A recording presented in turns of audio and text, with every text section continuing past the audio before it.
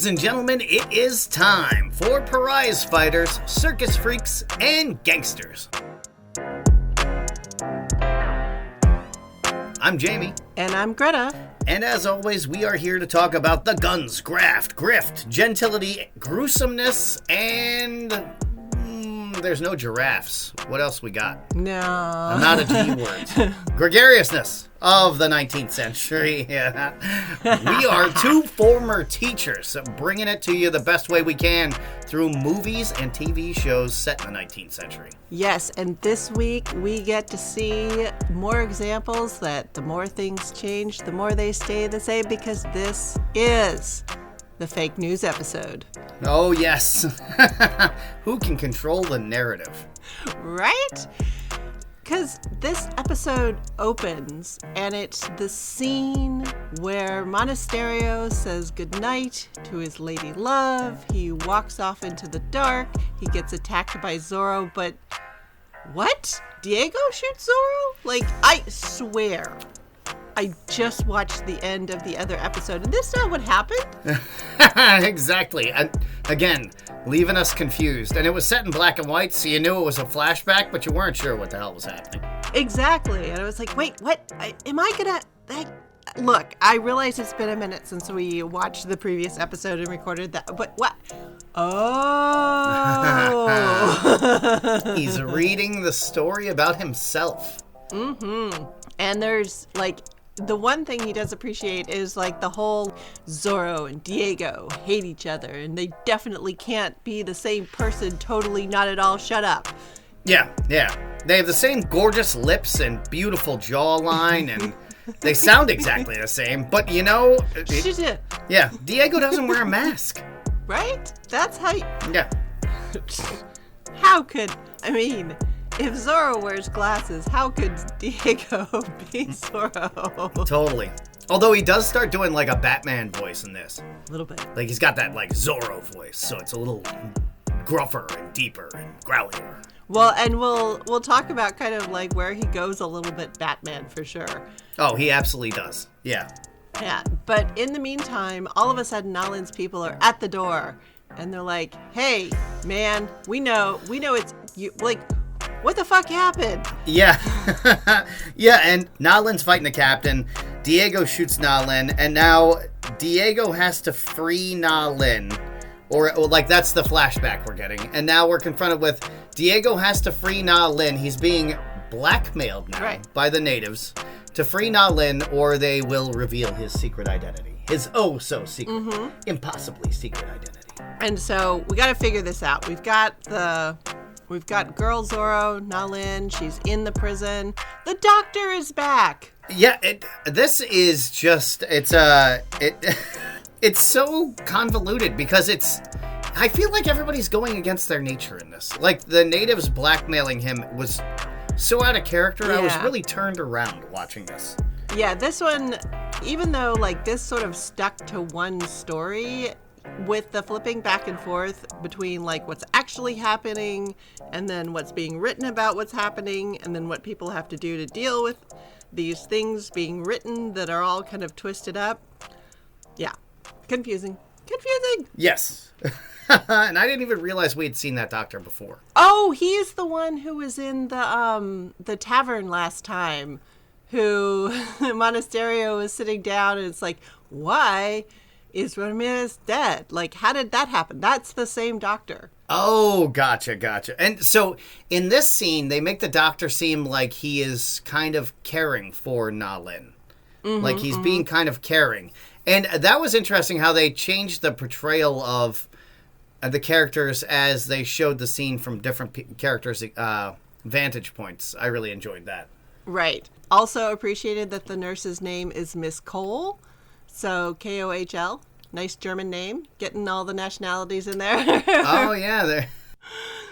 So, check.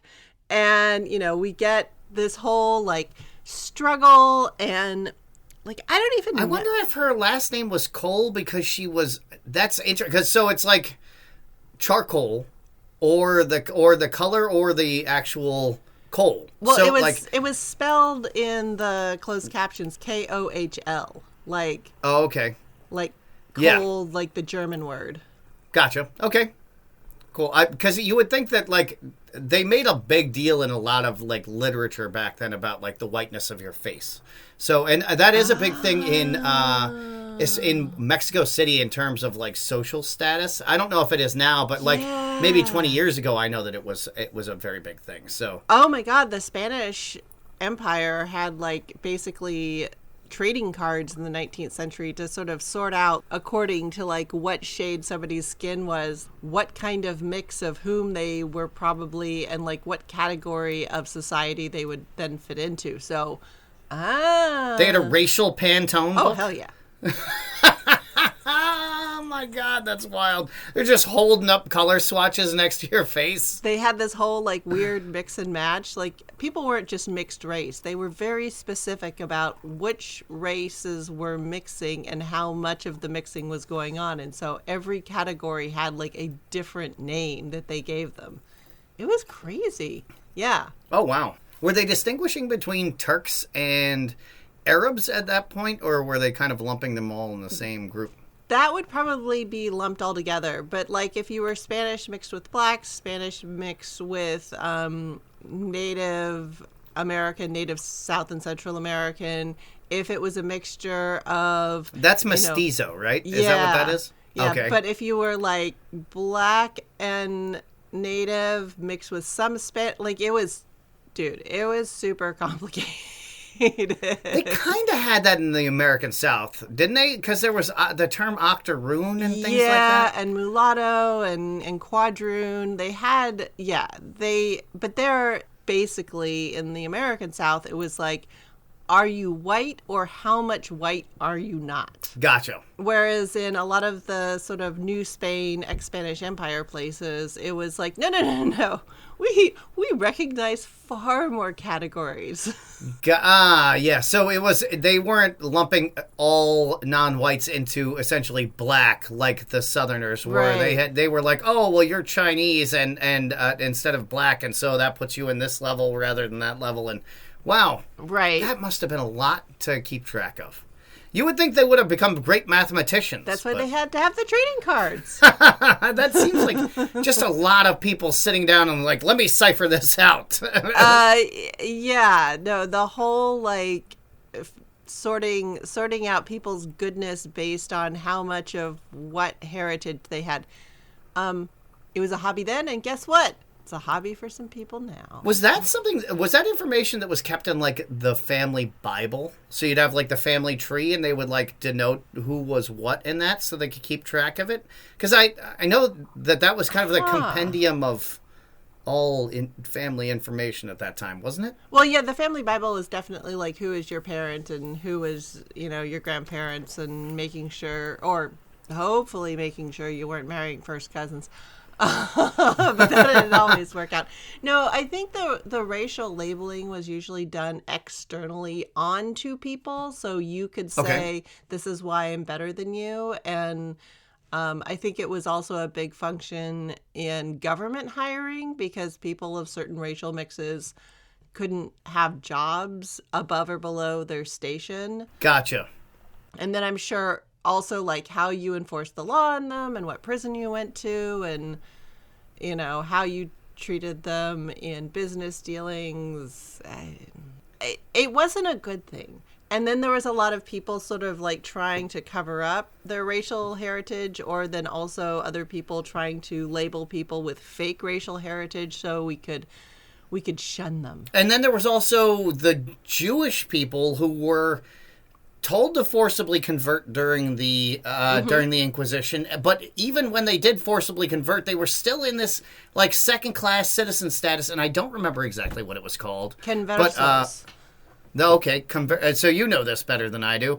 But so here's my question: how were they like taking these guys in the back room and like checking their junk when they were peeing or what? Like, how were they like sussing out the Jewishness of? This seems like a lot of wasted effort, but I guess people were bored back in the day. So I'm just trying to understand, like, how is this being done? Or we're imagining much more systematization than there actually was. It was just like, I don't like that guy. He must be a Jew. So, yeah, this desire to peek inside people's underwear, again, still freaking with us. But there was definitely the thing. I mean, you think about, we move around now a lot as a country. But it used to be people would live in the same place more or less for like 100 years. And so you'd go ask grandma and she would know, oh, well, his father and his mother, they went to this synagogue or whatever. And so, yes, they're conversos, but I don't really believe it. Oh, okay. Gotcha. And then sometimes it would also be based on what their name was or, oh, they came from that town. I heard that there's a lot of Jews there, or just look at their face. They'd whip out the calipers and go to work. Oh, wow. Well, I guess that's no different than Hot or Not, really, or any of the other idiotic ways. Yeah, like Tinder. It's just look at this person's face, see if you like it or not. Mm-hmm. Yep, 100%. So we get the whole thing where now it's Na Lin getting knocked in the head. They really enjoy the knocking people out by bonking them in the head thing, don't they? That is such a trope. I mean, everybody must have just had a grievous CTE back then. But yeah, so she takes this doctor hostage so that she can escape. And so then she surrenders because Diego jumps off a roof to subdue her, and so he basically non-violently subdues her and gets her to, she gets penalized with 30 lashes for it's called an exemplary punishment. I'm going to give her an exemplary punishment of 30 lashes. I mean, like that. Thank God they didn't show the true horror of that, but that woman must be made of tanned leather. She's been shot, she's been whipped, yeah, they just can't kill her, and now she's had all the skin flayed off her back, basically. Anyway, it's really, really playing up the sort of pulp novel roots of this story.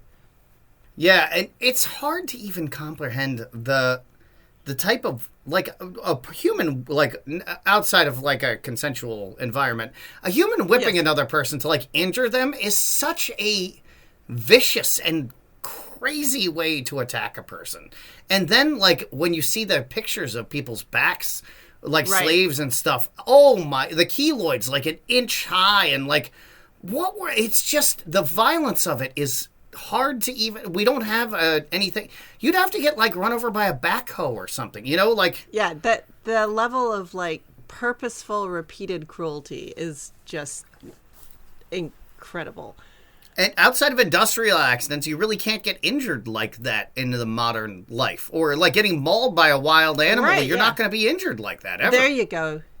Yeah, so don't go pet the bison. That's the lesson there. I do enjoy watching those people get run over, though, and attacked. It is a great time. It's the only karma left to us.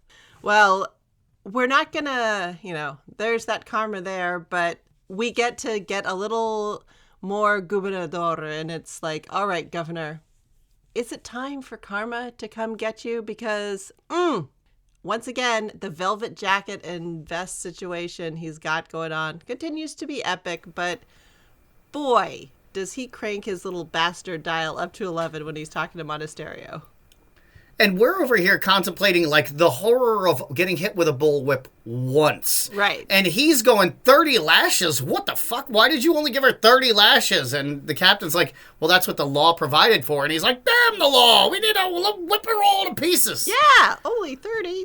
Oh, those natives, they're such a pain. Anyway, here's that picture I painted of one of them. But, geez, all of this governor policy stuff, it's so much work.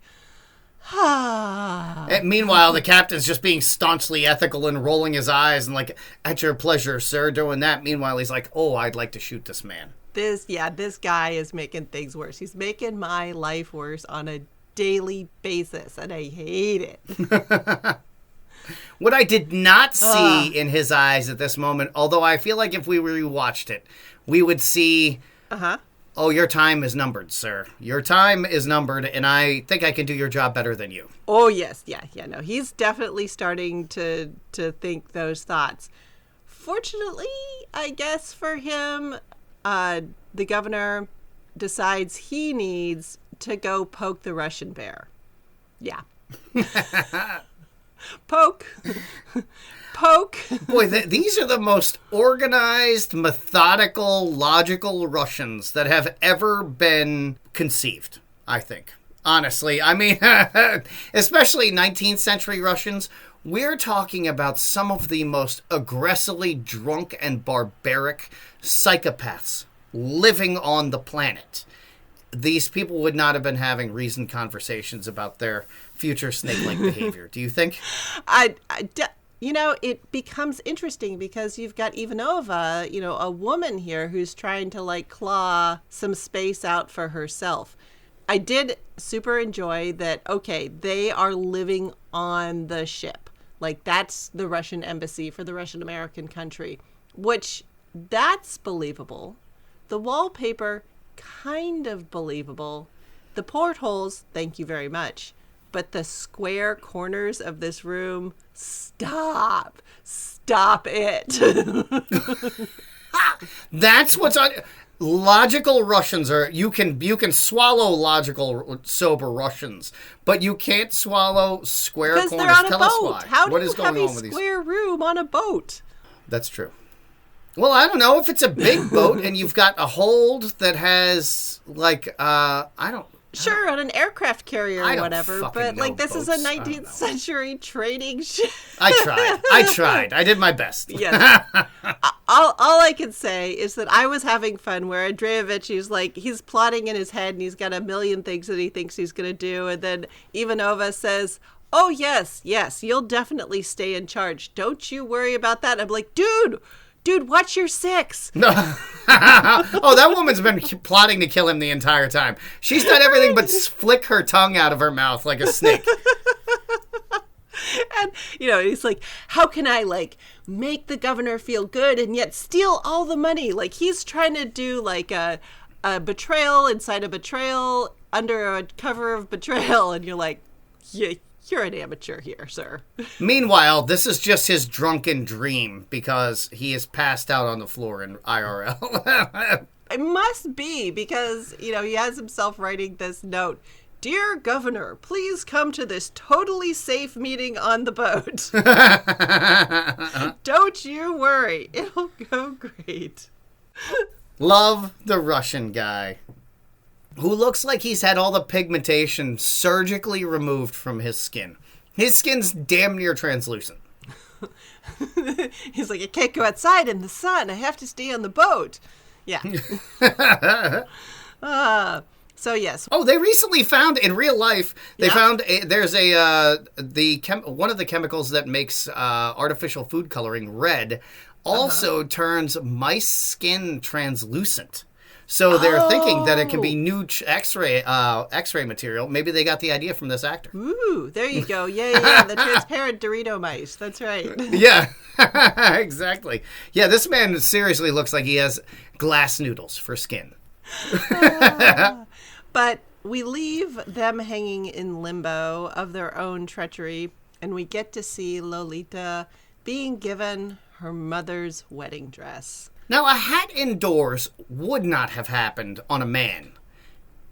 Does that rule just not apply to women? Because my dad used to smack the shit out of me as a teenager when I'd wear a hat inside. And he never, ever did that, but he would smack the shit off, like just smack my hat off my head quite violently. And, women get to wear hats indoors. Half the time, you think about all the fascinators and everything, they're part of their hairstyle. And so taking them off is going to be a whole rigmarole. Fascinators are back. I saw it on the news this weekend. They are back. Hell yeah. And I would not have known what one was without this show. So I am so grateful to you. And then there are sort of different levels of complexity of hats being incorporated in. But a lot of times, if your hair is going to get messed up by taking off the hat, women get a pass. Because, God forbid, you should make a woman look worse by following some rules. Well, Well, I mean, I do get it, though. If you're styling your hair around your hat, you don't want to take it off, because then you're just got a blank spot on your head. Right, but there are quite a few hats that, like, when women would come indoors, they'd, like, take their hat off, like, take the hat pin out and take the hat off and hang it up as well. Oh, well, there you go. Then you also have that hat pin handy for stabbing. Oh, hell yeah.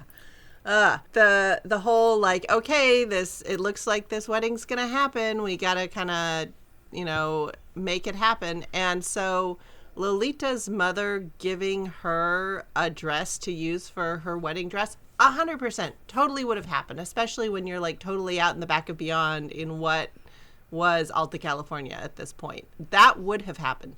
The thing that would not have happened, that dress would not have been white. Oh, what color would it have been? It would have just been a nice dress. The whole thing about having a white dress to wear at your wedding that was specifically a dress that you would only wear for your wedding, that's a Queen Victoria thing. She basically invented that, and she got married in 1840, which is after, when this is happening, because this is going on in the 1830s. Well, I mean, Lolita is also like a spinster by the standards of Mexico at that time, because I mean they have the quinceañera is basically like to like announce that you are a woman now. It's like your debutante ball. Yeah. So she would have been married like at 16. Right. But this whole thing with it being a white dress, like that was a wealth flex that happened starting kind of in the middle of the 19th century. It was like, I am going to have a dress made that is only for a single occasion. Up until then, like, everybody got married in something that they already owned. Like, probably the nicest thing that they owned, or they might even get a new dress as their wedding dress, but then it would become part of their wardrobe. Or a guy might get a new suit to get married in, but then it would be like a suit that he would wear for other stuff. Yeah, I've always thought that whole concept of wearing a dress once was just ludicrous, but I guess everybody in history has also thought it was ludicrous as well. So yeah, until like 150 years ago, give or take. Well, almost 175 years ago at this point. And now we got H&M, who makes nothing but disposable clothing. There you go. But that was kind of a little fun thing there. I'm like, yes, Mom would have given her a dress. Typically, it would have been kind of old-fashioned looking, and then she would have remade it into a more modern style. But it being white, I'm like... But as we know... So she would have remade it in a modern style, and then also probably updated it with the little bits and bobs of that season's color, right? So little... Yeah. Okay, I'm learning. Yeah. So we ostensibly you would even be able to tell what year if you had color photos from that time, you'd be able to tell what year it was based on the color the wedding dress was, right? Sure. The bits and bobs. Yeah. And in the album or the invitation or the little like memories, like pieces of the ribbon that she sewed on there would probably be in there. So yeah, totally. Oh, so you'd know what color she was wearing so you could maybe match or something? Something. Who knows? Okay, cool. Yeah. But enough fashion. Let's go to the garage where Zorro is sussing things out. I have to confirm that definitely was the carriage that I thought it was that I was kidnapped in. Yes, and so he's underneath this carriage. And here's something that that I didn't know previously, and so I'm going to share. I was watching Top Gear this weekend, like at the old Top Gear, and they had to take the shock absorbers off a car, and so they just left it on the leaf springs. And I knew the term leaf springs, but I didn't know what one was until I saw that. And then I saw that the carts back in the day used to be on leaf springs, and so they're like two pieces of metal that are that flex in order to keep the car from like getting jarred by all the bouncing. And that's what all these wagons had back in the day. But oh my God, it makes you bounce up and down like crazy. Right. Like, have you ever seen a car with no shock absorbers and just on the springs? No, I haven't. And so the shock absorbers are actually to like kind of damp down that boingy boingy? it pulls the car back together towards the wheels. And so, yeah, it works against the springs rather than with the springs to keep the car from, like, bouncing and acting like one of those 1980s cars that was like on the ocean, you know? Right. You'd hit a pothole and your car would be rocking for the next 10 minutes. And so that's what riding in these carriages was. And it's just... like, it's little stuff like that when you find stuff like that out. Now I can picture, so you're not, like, getting the bones shaken out of you. You just are, if you're the least bit motion sick, you're vomiting the entire time you're in the back of a carriage. Otherwise, you're just asleep, probably. I was going to say, another fun thing about the leaf springs, like, all the ones that they showed in this episode that we saw looked like that they were made out of wood. But whale baleen was actually a popular thing to make leaf springs out of on, like, lighter, nicer carriages. So the carriage... Whale baleen is vomit, right? No, baleen is the stuff that, like, they filter through. It's like the cones in their mouth. Yeah. Gotcha. So when people talked about, like, whalebone, that's actually what they meant. They meant the baleen. So a whalebone corset, they'd use that stuff. The baleen. Okay. And then also on, like, really fancy lighter carriages, it would have whale baleen, because that stuff is made out of the same material as, like, cow horn and your fingernails. Okay, so that was kind of the carbon fiber of the day. Right, exactly. Okay, top of the line, lightweight, high performance. All right, cool. So when we saw the governor's carriage around, like, that conceivably could have had whale baleen leaf springs in it. Gotcha.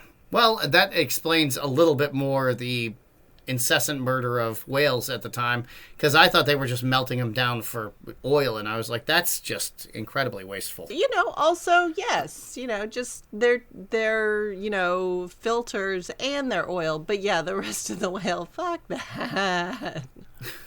Jesus, it's just so awful. I mean, it's awful anyway, but, like, it's just like to not adding get layers. No.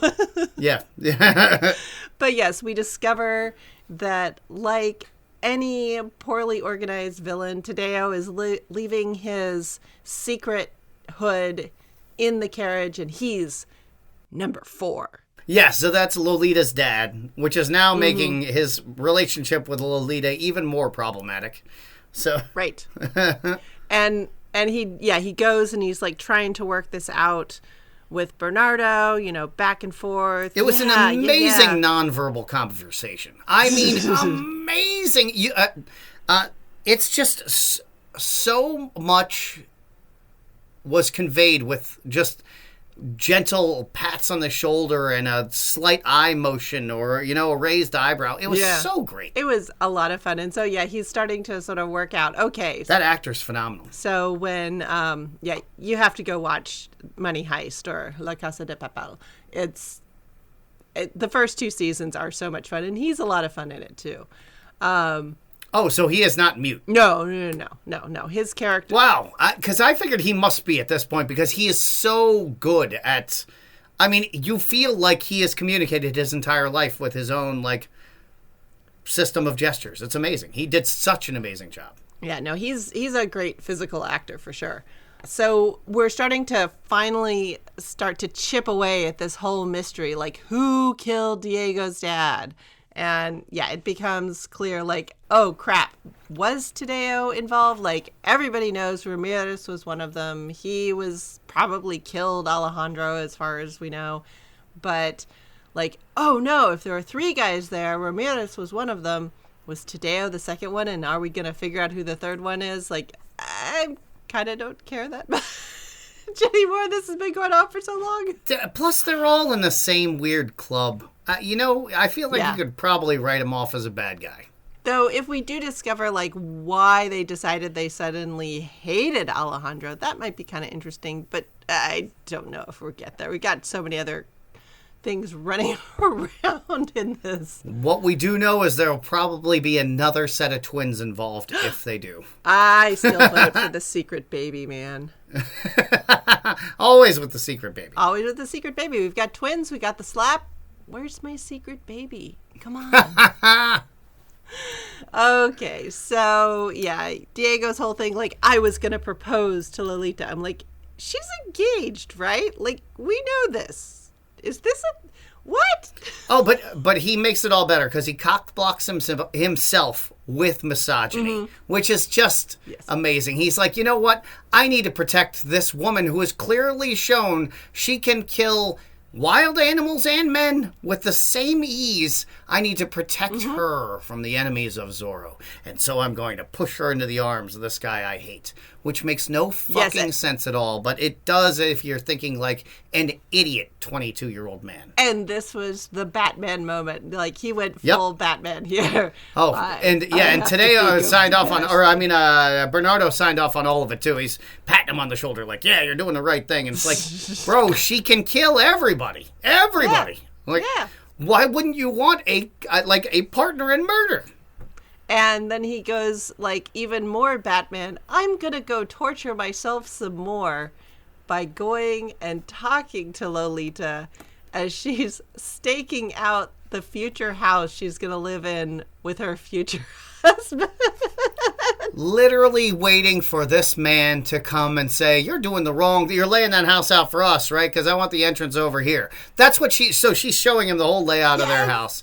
And she's like, we're in the living room, and now we're in the dining room. And she's literally waiting for him to be like, no, we need to move the window over here so we get, natural lighting in this way. She just wants him to no, I need a bigger bathroom than that. She needs one thing from him. And he's like, no, little lady, pat on the head. You go marry this fuckwit because you'll be safer that way. He has a sense of justice. Yeah. That's what this woman wants to hear. And she's like, you suck.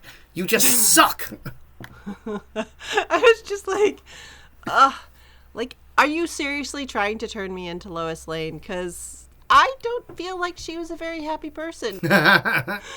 But I mean, they even walk up to it. It's like, do you want a lot of kids? Because you were an only child. I was an only child. So maybe that makes us want a lot of kids anyway. Yeah, I want a lot of kids. Don't you? I mean, everything about it was like, but these were all cues that I missed when I was that age. There's something about being a 20-something man where your brain just doesn't fucking work. So, and it doesn't matter how... he has all the answers. He knows them. Oh, yeah, but... I have to do what's best for everyone. I have to shoulder this burden on my own. Yes. The lone wolf rides alone. I was like, dude, no. We have to pull you out of this, sad hero thing. We like happy, fun at party Zorro. Come back. Yeah.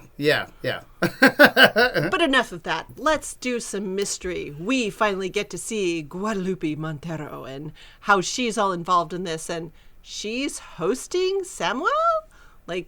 What? She's going to be his mother? What? Who knows what's going on here, but she is a very attractive lady, and so Samuel is like, yep, this doesn't make any fucking sense, but whatever, I'll follow the hot lady inside. And it looks like a gingerbread house. I mean, she looks like she's going to cook them and eat them, honestly, doesn't she? She definitely has that look. And so, she starts naming Capistrano, and we've talked back and forth, there's this whole novella that Zorro's based on. I'm like, all right. We have to kind of establish and lay out the whole backstory of Zorro here and what's going on. I mean, we are only 7 episodes into this, so it's finally time. But yeah, you had mentioned that the original story is The Curse of Capistrano. And it was just this short story. It was written in 1919. Douglas Fairbanks is like, this story kicks ass. I want to make a movie, and this tells you a lot about the movie industry of the time. The story came out in 1919. The film was on a screen in 1920. They were quick. They didn't mess around. Yeah, and then he went back to the guy who wrote it, Johnson McCulley, and he's like, this story kicks ass. And he went, hey, all right, boy. Do you know, was this after Edgar Rice Burroughs? I feel like... Yeah, like because It had to have been, because Tarzan came before Zorro, didn't he? I think so, because, yeah, Burroughs wrote a shit ton of, like, they were all in that same sort of, like, pulp novel time, because he also wrote, like, The Princess of Mars, that terrible movie Jupiter Rising came out of, and, like, the Barsoom series, and, yeah, like, this is peak, like, paper is cheap, people want to read adventure crap, and so guess what? They turned out a lot of adventure crap. And Tarzan, the first story came out in 1912. So this definitely was like Douglas Fairbanks being like, well, I want to fucking swing on a rope and yell. We can do it with a chandelier. Yeah. Right? Yeah, and so there were like 57 short stories, 5 serials, and he was just dumping them off his typewriter. He was writing them as fast as they could. And so, like, there were television series, there were 40 Zorro films out there, and a lot of them were just like these bullshit black and white, like, we go find a field somewhere, we build like a crappy building. It, like, we were joking about, you know, they're filming 3 movies on this set today, so chop chop, let's go. Mm-hmm. Yeah. And we get all caught up in like the canon and like what's true and what's not and what happened in which timeline. At this time, the writer, he didn't care. He couldn't remember exactly what he'd written because he's writing like 2 stories a week, not just Zorro, a zillion other things as well. And so when people have like rooted around and collected all the stories, they're like, yeah, sometimes people know who he is, sometimes they don't. Sometimes he has an army behind him, sometimes he doesn't. There's pirates, there's Indians.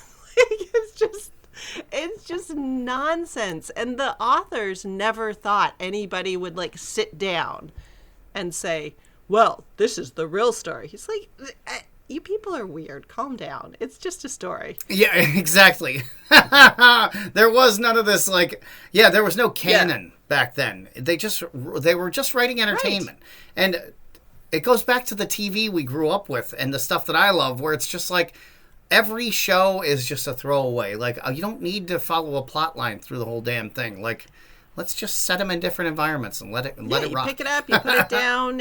Like, yeah, the authors, like, nobody is even going to be able to read all of these stories because they're being published in all sorts of different magazines. They're being released as serials in different newspapers, you know.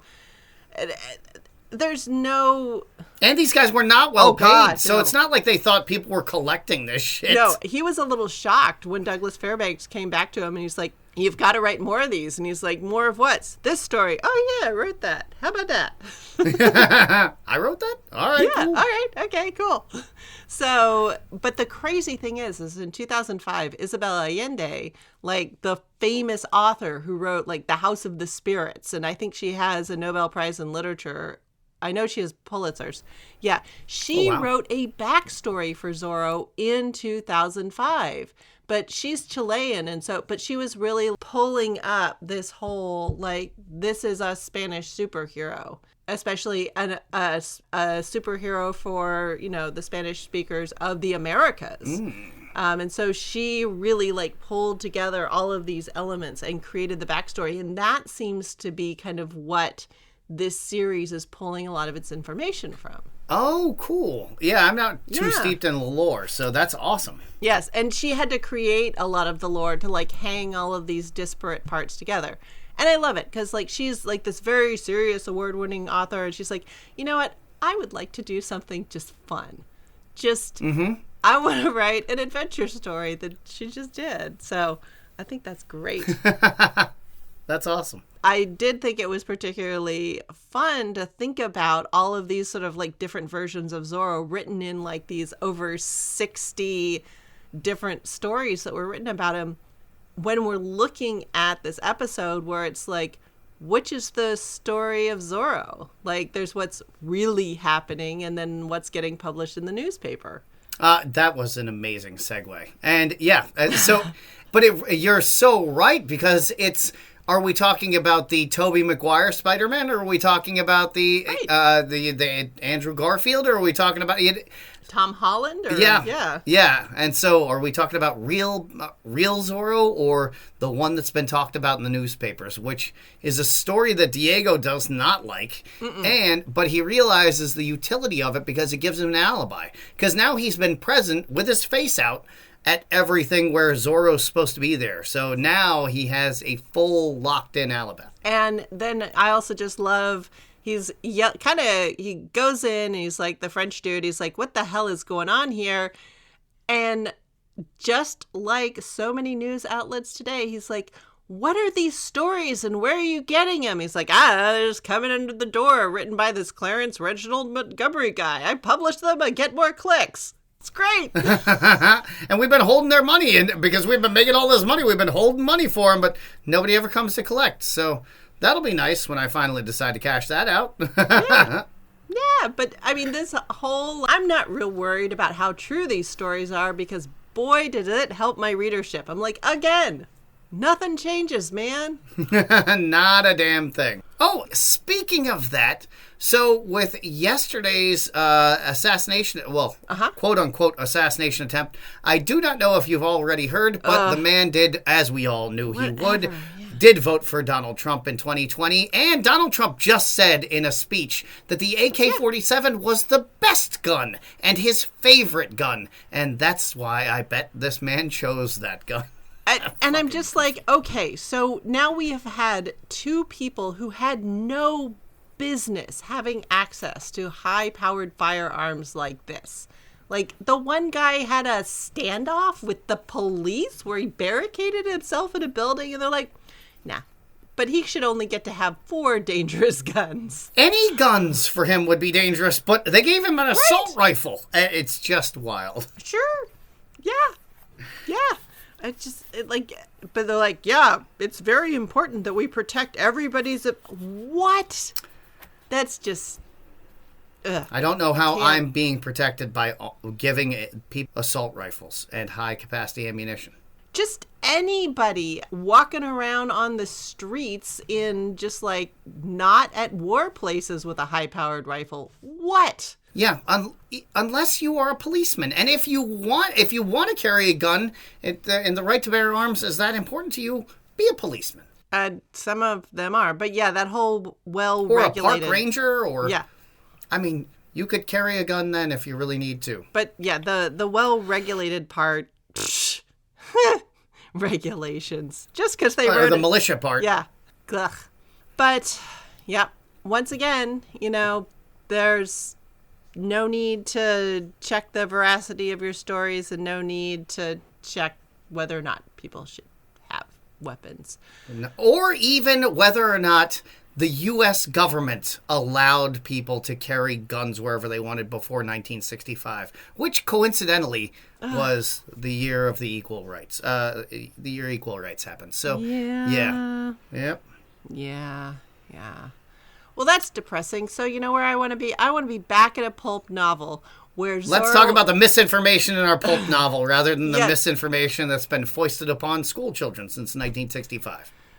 Exactly. But instead we get to see everybody being sneaky. There's somebody sneaking around in this great cloak disguising their identity, and then Zorro is literally tiptoeing from shadow to shadow. Like Bugs Bunny. It was such a cartoon, the way it was We needed a little xylophone with a tinka-tinka-tinka-tinka-ting. Yes! I was definitely waiting for that. And, it was like perfect pulp novel, like flowing from shadow to shadow, following the mysterious stranger in the mysterious cloak, and whoop, it's revealed to be the nurse. Dun, dun, dun! Yes, and I love her. She's like, I had to use a different name to protect my identity. Oh, yeah, and then I'd never get published if I'd signed it as a woman. So there's that, too. Yeah. So I decided to wear my man pants and get my words published like a human being. And get some money that I'm not picking up, because if I do that, then... Anyway. I feel like that Frenchman would be like, oh, it's a woman? Well, that explains why you write so well. Here's the money. I'll keep telling people you're a dude. Right, exactly. He works with a woman. He would have been just fine with that. And it's a woman of color. He would have been happy. Like, oh, look at this. I've been telling people Mexican women can write. Here we go. Yep. But, he would have been so in on the lie. But anyway, Zorro says to her, we have to create another useful lie. Here, write this story for me. So start out with the governor being a bastard, and everybody's like, yep, nope, everybody swallow that. Everybody knows that. Yep, that tracks. And then, we get just the pulp novel writing. Between death and betrayal, I choose death. Patooey with the spit. Those books are so fun. Right? Don't tell me you don't love a good pulp novel every now and again. I love it when they write this way, because it's so overdramatic, but it's also, this is pithy. Between death and betrayal, I choose death. It's very black and white and straightforward, and it just lays out the character. We don't have all these equivocations and backstory and exceptions and blah, blah, blah. No. It's just one thing. Let's go. And these actors they're desperate to chew up scenery acting out the words on this page. Just to wring every ounce of emotion out of every word. Oh. Just putting Shakespearean actors to shame with how overwrought it is. Oh, it was beautiful. And then we get the confrontation of Zorro and the governor, and he's like, oh, if you can't kill me, everybody, they'll come after you and all of your family. And he's just like, you can kill me, but there will always be a Zorro. just love it. Yes. And the story's called The Vengeance of Zorro. It's so good. Yes. But enough with pretend betrayal. But so she scares the governor with the story of how Zorro's going to exact revenge if he kills this Nalin, that he gets scared and he's like, oh, nope. And he wakes up and he immediately runs down to the prison. He's like, we're transferring the prisoner today. We're right now. And the captain's like, we can't. She'll die. And then that'll be bad. And he's like, be whipping her half to death. We'll get written up again, he says. Yeah, he doesn't say we'll get written up. We'll get written up again. Yeah. Yes, what I said, 2 days from now. I'm off. Also, it's hilarious that he's worried about getting written up. Yeah, the people will hate me. They'll see me as the bastard I strive to hide from all of them. And anyway, maybe it'll get back home to, the headquarters, and they'll decide they don't want a corrupt governor. No. But maybe he would get in trouble because he just, the big guys back home would see that this governor can't keep the little people down. There's too much turmoil. He can't control the turmoil. That's why he doesn't want to get written up. Also, they do also worship a guy who was killed by the government, and they wear a little reminder of it around their necks. So, also, can you imagine if we started a religion around, or if a religion started now around a guy who was electrocuted to death in the electric chair? Would people walk around with just the electric chair on a chain? It would be weird as hell. Or would they just bring it down and it'd be like a lightning bolt or something? That would be way cooler, but I don't know. I feel like it would probably... And in certain churches, it would be the gorier the better. So, eyeballs bulging against the duct tape and, blood, eyes all pouring down his face. Oh. Yeah, Paul Verhoeven, imagine. The guy's on fire. But, yeah, the governor definitely goes with and double the guard. You're like, oh, yeah, that always works. That definitely always... Twice as many dipshits packed into one room. Nothing could go wrong now. So yes, the governor not good at dealing with threats. The Russians not good at dealing with threats, especially when they're internal. Da, da, da. Well, their plan is fight everyone. Right. We're on a boat because we're fuck fish, too. We shoot at them at night just because fuck everybody. Yeah. But they're doing all this weird, snake shit. And there's such a great line. Did you pick up the line in there that she says to him? Which one? When he, so she name drops some some author that I hadn't heard of, a Russian author, when she's saying, this article or the story is great. It scared the shit out of the governor, and he's no like Tchaikovsky or something like that, but like it's a really well written. And then he says, "Ooh, that's an astute observation," and she replies, "I'm more intelligent than astute, but I try to serve you as best you can." And I paused it because I was like, "Wait, don't they mean the same thing?" I had to Google it. So, intelligent is a quick or ready mind, whereas astute means robust comprehension, backed by piercing insight and impressive discernment of detail. So she actually was astute, and she was being so intelligent in her response that she just flexed even harder. She flexed her brain even harder. Yeah. And that was just the greatest intellectual flex I've ever seen. Yeah, they are definitely having a lot of fun with that. What's the difference between, wisdom and intelligence? And like one's very fact-based and then the other one will keep you alive. Yeah, and she demonstrates right there, "Oh, I'm running circles around you, sir. Yeah, you've already lost." Yeah. It's right up there with like, "Don't worry, you'll be fine. I will take care of you." I mean, that's basically what she's doing. I'm going to be standing right over you with a knife while you sleep. How could you possibly not make it to the morning? Trust me. Whereas Andreevich is like, "Ooh, Zorro killed the governor. I wonder if I can use that to my advantage. Let's do a betrayal." And Ivanova's like, let's do a betrayal. Okay. Yeah, good on you. Go get him, big guy. You can do it. So, the governor comes to the totally safe, don't worry about anything meeting on the boat. And, I mean, he carves the Z into his vest. R.I.P. sweet vest. Yes. So, the governor gets his tables turned on him. So, while the governor's guards are all slaughtered by the evil snake woman's people, the evil snake man, whose name I just don't remember, but it doesn't matter.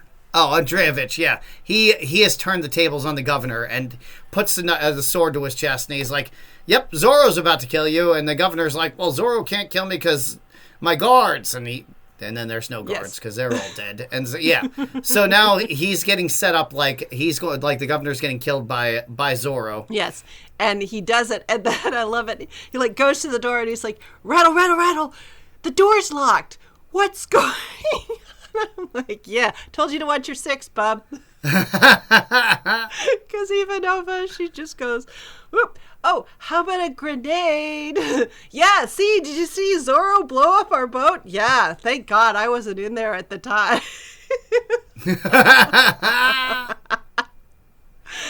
But she's so evil, she didn't even kill him. She just maimed him on purpose. Yes, because if he's dead, like a replacement would come in and then like that, because I was like, okay, so like they're not husband and wife, they're actually like business partners. That was kind of wild to me. But she's like, "Yeah, now you're gonna be strapped in bed," and I'll be like, oh yeah, the Andreevich, chairman director guy says we totally have to do this, but if we get a new guy in here, what, have to do this all over again? Fuck me. Yeah, they'll probably kick me the hell out of here because I'm a woman. So I guess I'm just going to keep running things with you as my little puppet. Literally and figuratively. I mean, she could just stick her hand up his ass and work him like a sock puppet if she wanted. Mm-hmm.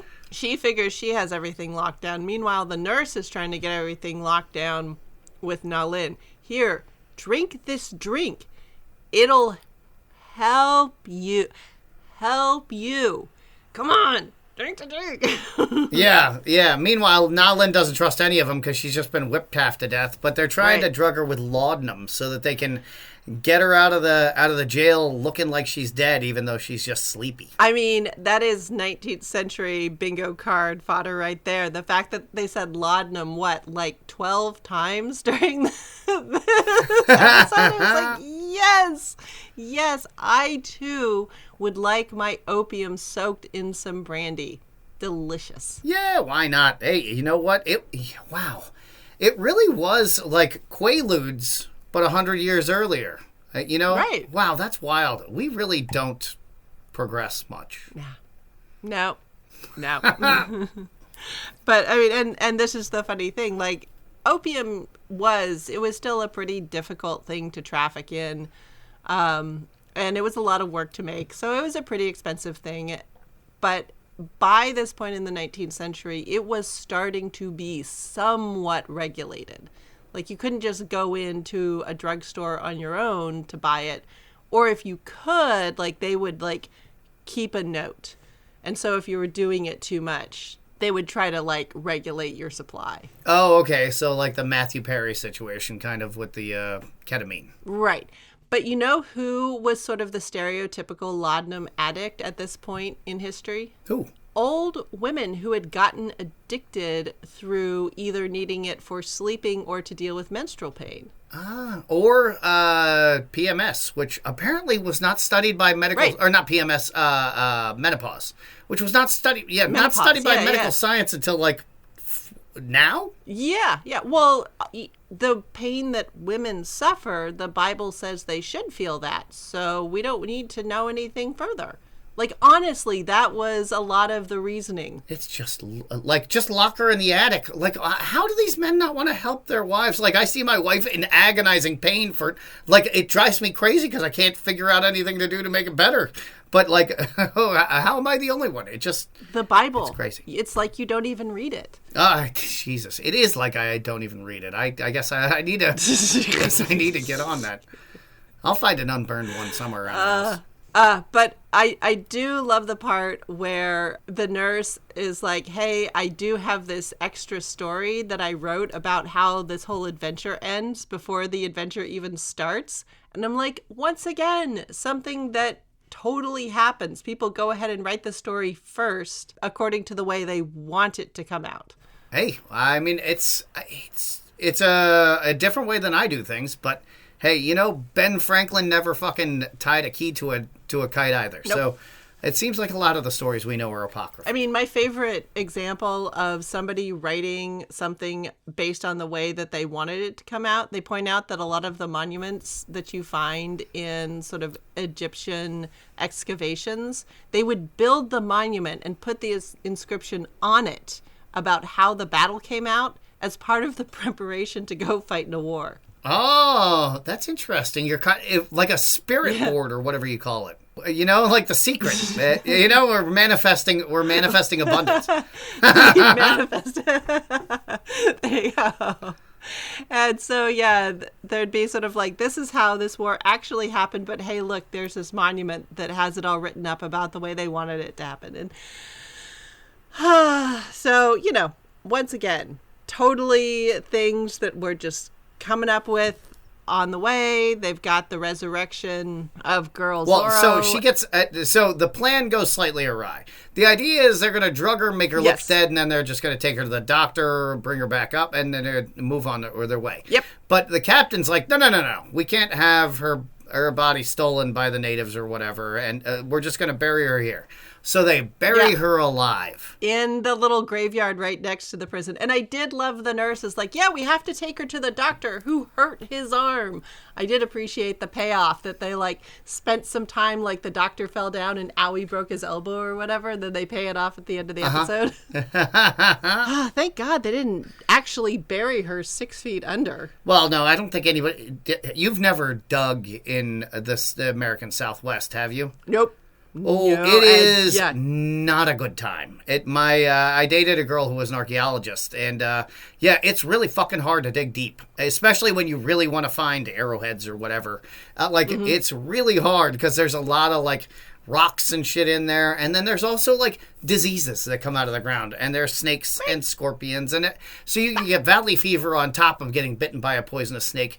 You're not going to spend a lot of time digging. You're gonna these prison guards are like, that's deep enough, that's fine. Yeah, but yes, we do get a beautiful zombie Na Lin clawing her way out of the ground, and she is so mad. Oh yes, she is the spirit of Native American vengeance, and this is a trope that probably needs to go away because I think it's. I imagine it's probably racist in some way. I don't know a great deal about it, but I do know that like there are some really really great pop culture icons that it's drawing on here. Like, there was a great movie called Avenged that came out 10 years ago about this deaf woman who, like, becomes a spirit of vengeance who's, like, infused with an Apache warrior, and then she just goes out wreaking havoc on these hillbillies who attacked her. And, like, the Crow was the, you know, a Native American spirit infused, reanimated this corpse for vengeance. So, like, it's fun that we're, like, channeling that kind of, like,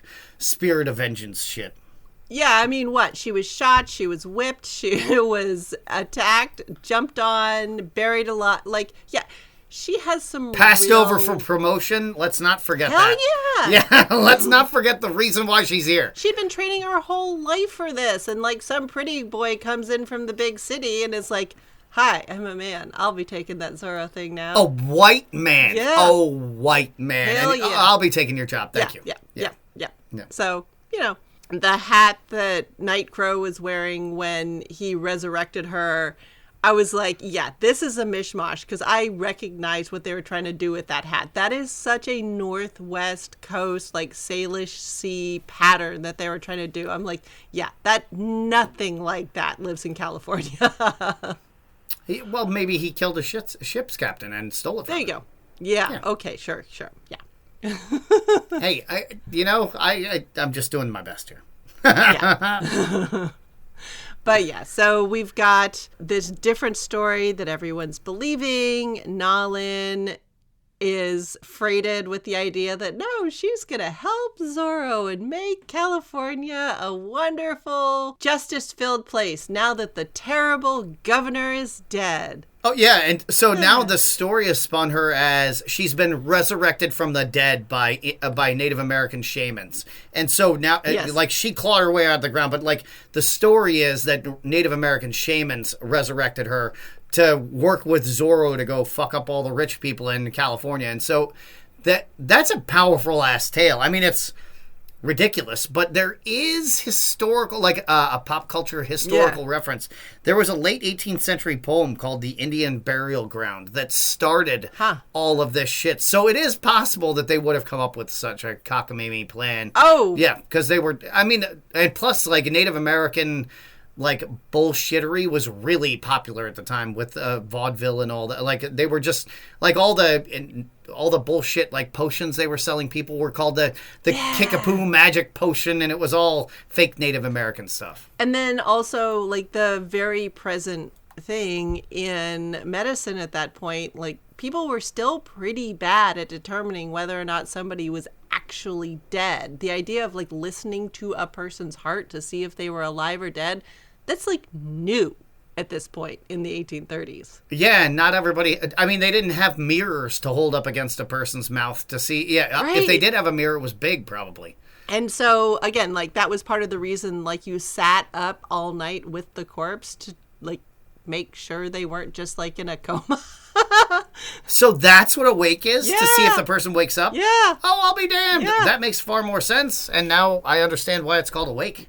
I mean, there's more to it, but yeah, there was plenty of occasions where you would accidentally declare somebody dead when they were not dead. And so all of this, like, bringing people back from the dead, this is very, very present in people's minds in the 1830s. So that all works. But I do love, you get to the end of the story, you find out it's Monasterio reading and now Zorro is good and is going to make California a wonderful, fair place. And he's like, fuck all that.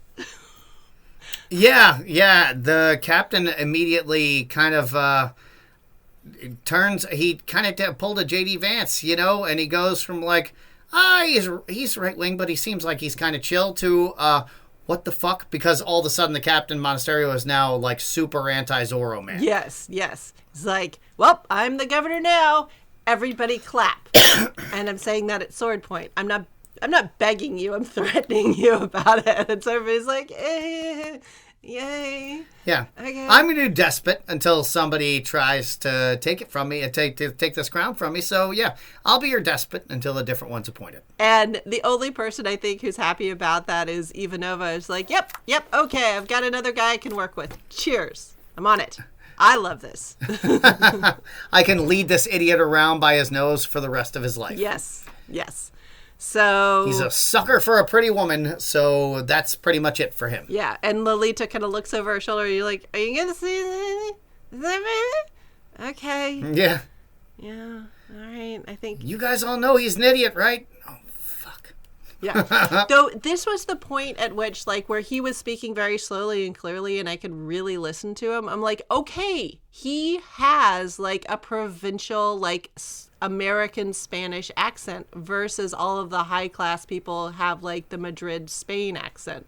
Like, this would be sort of like if you had British accent, like I'm, Lord something something of such and such, and I have like this very sophisticated accent, and then you have like the frontier accent of the new America. Like that really is happening in this show. You had said, oh, are they doing that? And I said, I don't know, but yeah, they're doing that. That's awesome. That's so awesome.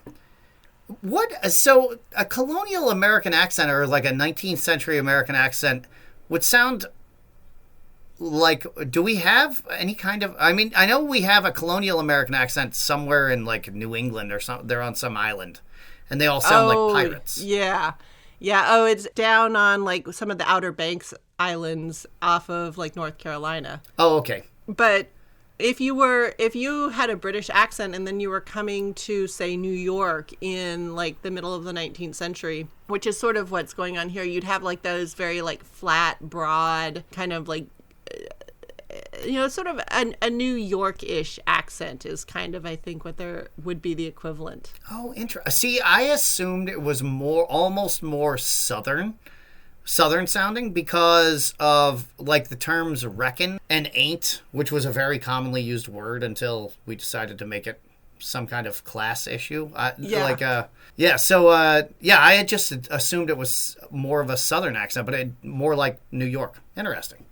Yeah, well, I guess it would definitely depend on where in America you were. Yeah. Like that New York bank robber voice from the 1920s, like, well, that kind of, you'll never catch me, copper. Yeah. Well, that was actually more this sort of exaggerated voice that they developed to work on the early recording equipment. Oh, okay. Yeah, that was a very radio voice. Like, you had to kind of exaggerate it kind of to deal with the recording and the broadcasting equipment. Ah, okay. I know it's called a transatlantic voice, but I didn't, yeah.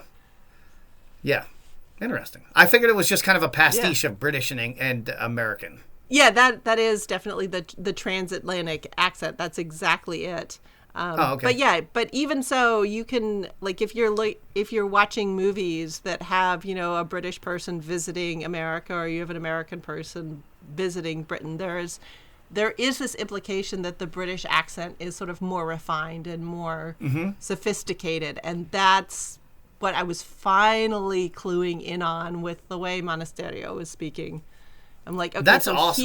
He is the rough and ready guy, and it's not so much vowels, it's much more consonants. And the best way to exemplify it is that when Diego says, or Lolita says Diego, she says Diego. She swallows that G. And then when they say Zorro, like, everybody who's got the sophisticated accent says it more like Toro. And when Monasterio says it, he really hits that Z, and it's Zorro. Yeah, but with more of a rolled R. Yeah, that's, I won't even say it with any kind of an accent because I am confused and my tongue is broken from trying. So, yeah, because the TH thing was driving me crazy. I was like, is it Toro or Zorro or Zorro? Like, I'm just like, what the hell am I doing here? How much of that am I supposed to put in there? Because it differs based on the person who's speaking. Yes, yeah, they're saying it with different accents, and I think part of having Monasterio kind of give that speech at the end, like, he's saying it in his very sort of the Americas accent, where the governor had more of like the high class accent. So it was a difference between the nativists and the nativists. Yeah. All right. Yeah, So, are we going to be the aristocratic transplant nativist, or are we going to be the homegrown badass nativist? Right. And so we'll have to see what happens. And so next week, the wedding is planned. Now, whether or not the wedding will actually wedding, I think we all know the answer to that. But it's supposed to be the wedding next episode. So how do weddings go in soap operas usually? Well, 9 times out of 10, the whole point of having a wedding is so you can disrupt it, and it won't happen. I'm sure cake or champagne is getting thrown on in somebody's face. Yeah. Okay. So 1830s, you're like what a wedding cake would be is going to be really different. They'll probably have like a modern cake, but at the time it would have been like a fruit cake. But yeah, they would have totally gotten in champagne for like a fancy big ass wedding. A fruit cake. Yeah. Interesting. Okay. Because you think about, you put all the spices and the dried fruit, and those are like expensive luxuries you had to import from somewhere. Yeah, fascinating. Yeah, I just learned about the whole battle in the spice trade over the couple of tiny little islands that one of them was called, I think, Ruan or something like that. Yeah, you've got the Moluccas up in sort of in part of Indonesia and the Indian Ocean. Yeah. Yeah, and these 2 tiny little islands where they grow nutmeg and stuff are the whole reason why the British Empire and the Dutch Empire exist. Like, they wouldn't have empired without these tiny little islands. So when people talk about kind of like, oh, aliens did this or aliens did that, the fact that they put nutmeg on like just a couple of tiny little islands and cloves on just like a couple of tiny little islands, and then the clove relative allspice is like way over in the Caribbean. Like, that is some alien meddling that starts to be a lot more fun. Allspice, I now understand why it's called allspice, because it does kind of has the vibe of cloves and cinnamon and all those different related pumpkin pie flavorings are all kind of packed into one spice. Yeah, and it's so wild because that was originally only in the Caribbean, and it was only found because the people who were growing nutmeg were like, hey, we need to like spread nutmeg out to more places so, we can control it better and have more of it and sell it. So yeah, so even though nutmeg is native to these tiny little islands in the Indian Ocean, that's why there is a nutmeg on the flag of Grenada. Ah, so I guess Grenada was a Dutch holding. It was British when it got... Was it? Okay. Because the nutmeg moving to the Caribbean was a British thing. But yeah, the Dutch definitely did have some Caribbean islands and still has Curacao. Yeah, well, so the original island that started it all, I think it was called Ruan. And so it... those people, when the British arrived, they were like, all right, you guys aren't shooting at us, but you do have guns? That's awesome. There are these fuckers called the Dutch. Mm-hmm. Can you shoot at them for us? If you do, you can have the island. We don't give a shit. Don't enslave us. Don't fuck around with us. And just, can you kill these Dutch people? And they were like, sure. And then he immediately sold the island to the Dutch for New York. Yep. In just, was anybody doing anything nice back in the day? Or everything was just in the furtherance of evil until the 20th century? I think it depends on whose version you read.